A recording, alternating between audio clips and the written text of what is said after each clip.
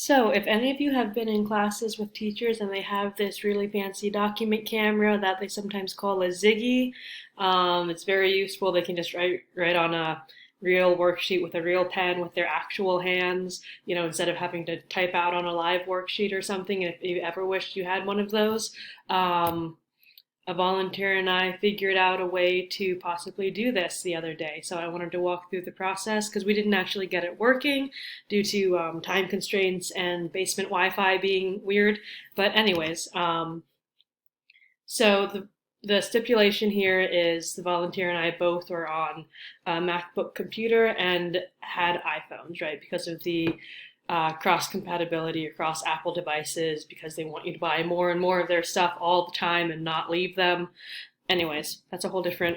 We do like convenience. So I'm just going to run through this pretty quickly. And again, if any of you want to schedule a Zoom call just to practice this with me so you have like a live audience and I can maybe help troubleshoot or just Google stuff on my end, we can do that. Look, my little brother got me this mug. Isn't it cute? It's huge. I drink way too much coffee and tea now. Okay, so the important things now, besides coffee, we want to just share screen. See, so I've already set up in a Zoom meeting, sharing the screen. Now, it looks like us iPhone and Mac users have two options. We can either do AirPlay, which is what we'll be doing today, or via the cable, which may or may not be more straightforward. I will try and do another video on that later, or film a second section and tag it on to the end, who knows. So we're going to select iPhone/iPad via AirPlay. And the important thing is your phone and your computer need to be on the same Wi-Fi for this. So not like, so if one is on data and one is on Wi-Fi, like your laptop would probably be on the Wi-Fi and maybe your phone is just using data. It depends. So on your iPhone, on your device, connect Wi-Fi. This is the name of our home Wi-Fi. So many of you are in the area. This is, whose Wi-Fi it is. It is mine. It's technically my husband's, but we share things now. Okay, so this part, I'm actually going to make my face a bit bigger because you have to see what I'm doing on my phone. And I'm going to try and, okay, you need to see the directions. All right, so look, this is us. Aren't we cute? Okay, anyways. So it wants you to work on the screen mirroring. It says how to find it. Swipe down or up from one of the ends of your screen, right? So to get to that menu. So mine is, I have updated my software, so I will swipe up. Sometimes it doesn't work because I have like 9 screen protectors. So swipe up to get, I'm so sorry, this seems really unprofessional and bad. So to get this menu, and it wants you to hit this icon, the double screen. So I'll do that. And so if you can see, this pops up automatically.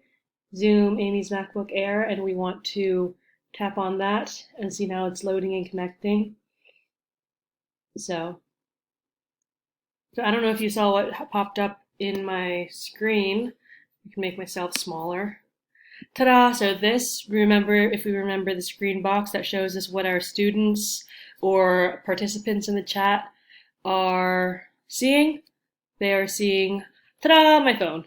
So, and this little icon up here means that it is currently screen sharing also on the phone, so you can see. Look, we're so cute. My best friend took these pictures, actually. They're engagement photos, so that's not important, though. So what we wanted to do then, to prove that we can hopefully possibly use this as a document camera, this is like a hard copy of a real book that I have, and instead of trying to like hold the book up to the camera for my students to read, I can share this, I can't point to the screen, I can share this phone screen. And so on my phone, I'm going to select my little camera icon. Look at this. Isn't this trippy? Oh my goodness. Anyways, don't want to break anything. So look, you can just have a book open and be like, hey, read this paragraph, or this is so weird. I'm actually not sure if I'd want to use this in class because I would just be very confused. Sorry, you can see all the stuff in the kitchen. I made a fun little Oreo. That's not what I wanted to do. A fun little Oreo pie. Um, so like if you want to if you want to talk about the weather, you could scroll through your weather app with your students. Um, so that would be useful. So anything else that you could pull up on your phone and have for the convenience. Don't mind my apps. So there you have it. I will stop this share. There we go. So yeah, I found that very useful. I think you guys can find lots of application for it if it's, but at the same time, there's a lot of ways to circumvent the document camera type function, right? Because you would have to like hold the phone up and hold it pretty steady. But I mean, it could work. So this is just to give you guys some options, and thanks for bearing with me.